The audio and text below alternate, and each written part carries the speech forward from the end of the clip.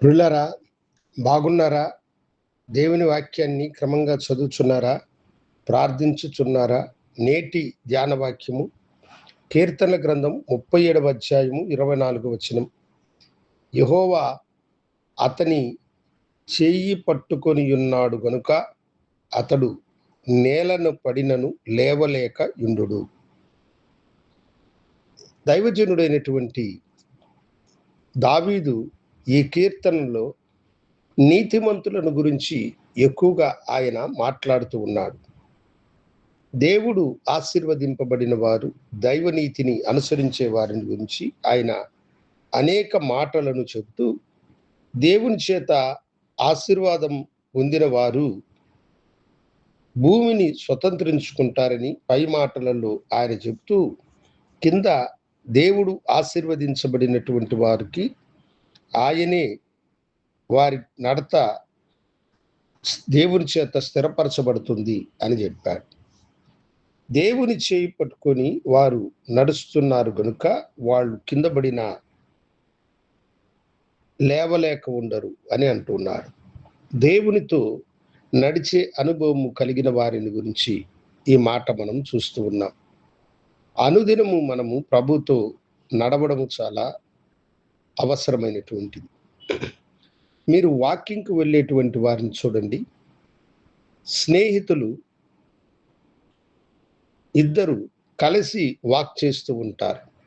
వాళ్ళు వాక్ చేస్తూ అనేక విషయాలను మాట్లాడుకుంటూ, కబుర్లు చెప్పుకుంటూ వారు నడవడం వలన దేహానికి ఆరోగ్యము, మనసులో ఉన్న భారము తీరి ఒకరికొకరు ఓదార్పు చెప్పుకుంటూ, నడుస్తూ, ఆనందిస్తూ, నవ్వుతూ ఆ నడకని వారు సులువు చేస్తూ ఉంటారు. మనకు అత్యంత సన్నిహితుడైనటువంటి ప్రభుతో కూడా మనము కలిసి నడిచినప్పుడు దేవుని దీవెనకు పాత్రులమైన వారమే కాకుండా ఆయన మనల్ని చక్కగా నడిపించేవాడై ఉంటాడు. అందుకని అనుదినము మనము దేవునితో నడిచే అనుభవంలోనికి రావాలి. ఆయనతో సహవాసము, సన్నిహిత సంబంధము కలిగిన వారమై ఉండాలి. కొన్నిసార్లు అలా మనము నడుస్తూ ఉండగా త్రొట్రిల్లి కింద పడే పరిస్థితి ఏర్పడవచ్చు.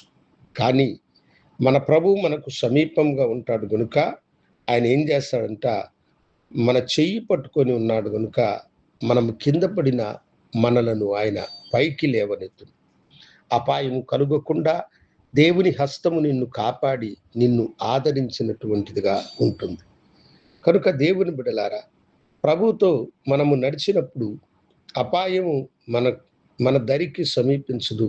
ఒకవేళ అది సమీపించినా ఆయన హస్తము మనలను పైకి లేపినటువంటిదిగా ఉంటుంది. దైవజనుడైనటువంటి పేతురు అనుభవమును మనం చూసినప్పుడు, ప్రభు సముద్రం మీద నడిచేటప్పుడు ప్రభువుని చూసి, ప్రభువా నేను కూడా నీతో కూడా నడవడానికి నాకు కూడా అనుమతి ఇవ్వమని అడిగినాడు.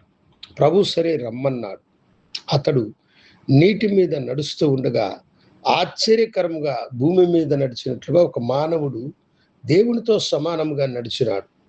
అయితే ఒక గాలి విసరగానే నీరు అతని కాళ్ళ మీద పడ్డప్పుడు అతడు సముద్రం మీద తానున్నానన్నటువంటి భావం ఎప్పుడైతే అతను కలిగిందో అతడు మునిగిపోసాగాడు. వెంటనే అతడు ప్రభు వైపు చూసి, ప్రభువా నన్ను రక్షించమన్నప్పుడు ఆయన తన హస్తము చాపి పేతురును రక్షించినట్లుగా మనము నడిచేటప్పుడు మనము కింద పడ్డ మనలను లేపగలిగిన దేవుడు, సముద్రం మీద నడిచిన మనలను కాపాడే ప్రభు మనకు తోడుగా ఉన్నాడు గనుక అనుదినము ప్రభుతో నడిచే అనుభవంలోనికి రండి. ఆ సమర్పణ కలిగిన వారమై మనం ముందు కొనసాగుదాం. దేవుని మెండైన దీవెనలు మీరు పొందుకుంటారు. ప్రార్థించుకుందాం. గనుడా నీకు వందనాలు. నీతో నడిచే అనుభవాన్ని నీ బిడ్డలకు అనుగ్రహించి వారిని ఆశీర్వదించమని, వారు కింద పడినా మీరు లేవనెత్తగలిగిన వారిని నీ బిడ్డలు గ్రహించినారు. ఆ కృపకై మీకు వందనాలు చెల్లిస్తూ యేసు నామమున అడిగి వేడుకొంచున్నాము తండ్రి. ఆమేన్. శుభోదయం. ప్రభు మిమ్మలను దీవించునుగాక. ఆమేన్.